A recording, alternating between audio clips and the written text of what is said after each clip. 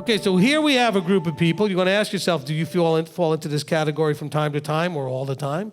Are you somebody that has not decided to take a stand? You know, I made the joke one time about how you could be on the right road, but if you're standing still, you can still get run over. Okay? But they also say if you don't stand for something, you'll fall for anything. Well, here he's saying, look, you're not hot or cold. You're lukewarm. You can't make a decision. You can't commit. You can't get, excited and committed to something. I was going to use this I was going to sound too charismatic for me. You're not on fire for it. But I mean that not in a charismatic way. I mean, can you get all your energy and excitement and everything flowing to do what he says to do? Oh, but you're not cold like you're just going to walk away and quit. You're just kind of going through the motions and hanging in there and doing what you got to do to kind of be existing there. You're there. It's like the person sitting in this room. Some of you are here. Some of you are excited to be here. Some of you are committed to be here. You want to hear the word and everything. Some of you I catch hanging out in the hallway where stuff is going on in here. Why? Didn't you come here to hang out in here? I don't know why you'd be out there. I'm not talking about anybody I caught today. I'm talking about every week we have people out there instead of in here. There are people out there now that should be in here. I don't know. I'm looking around the room. I see a few faces missing. Why? And don't judge them. Maybe there's reasons that we don't know about. Some of them maybe not feeling well. So I'm not making that point. But you know when you're actually where you need to be or whether you're doing what you need to do. I know what it's like. I went to a Jewish synagogue as a kid where I didn't understand what was going on. I had no interest in really being there. And I spent almost all my time hanging out in the hallway talking to people. And you see that a lot at some of these churches and synagogues. You see people just hanging out in the hallway all the time. Well, then why are you there? Well, because first of all, I want to make sure it looks good. I showed up. Remember, that's what I'm supposed to do. I showed up. Well, showing up only gets you like a little, attendance mark. Okay, you're here. But what did you do when you were here? Were you looking, anticipating, and excited to receive whatever he had to give you today? Oh, well, I came in for the teaching. Yeah, but were you here for the liturgy? Were you here for the announcements? Were you here for the singing? Were you here for what? I mean, what part did you think you didn't need?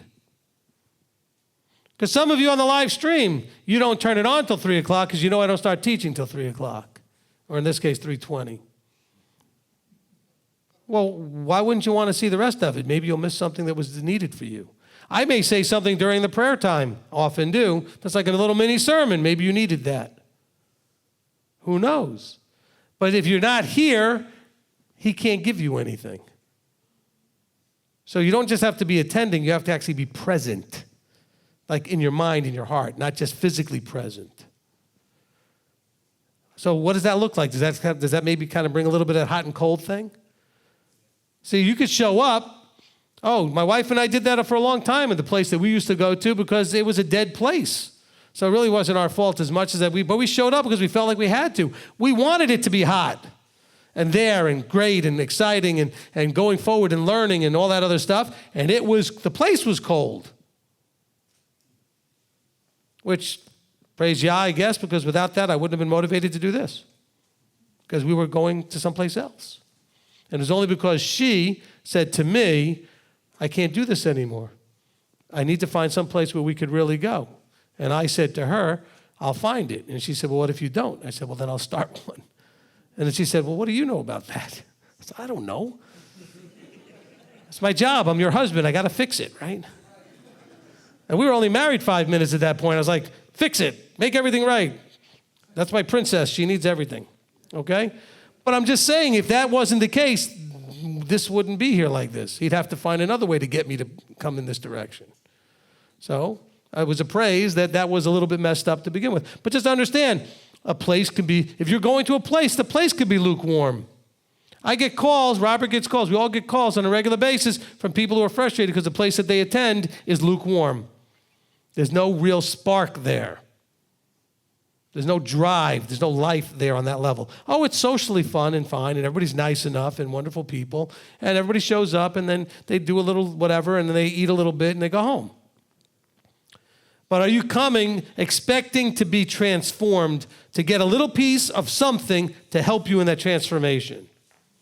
Maybe not every word that comes out of my mouth or comes out of this book today is what you needed, but if you can get one, just one little nugget, how much could that change you if you got that? Maybe that was that one little piece that you needed, that little distinction that could make all the difference.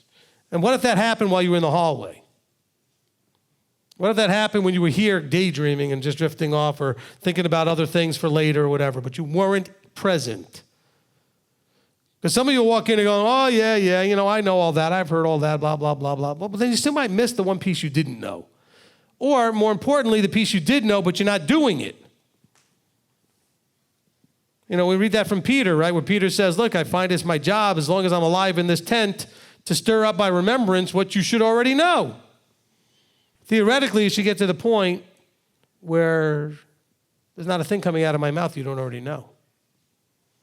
Still, I know there's things that I say that you're like, wow, I didn't know that. I get that. You're new. A lot of you are new. But at some point, I should just be stirring you to remembrance and poking you to do and prod you to do it. But you should already know it. So if you already know it, good. Now you got to be saying, but am I doing it? That might not always be the same matching up. I know it, but knowing and doing have to go together.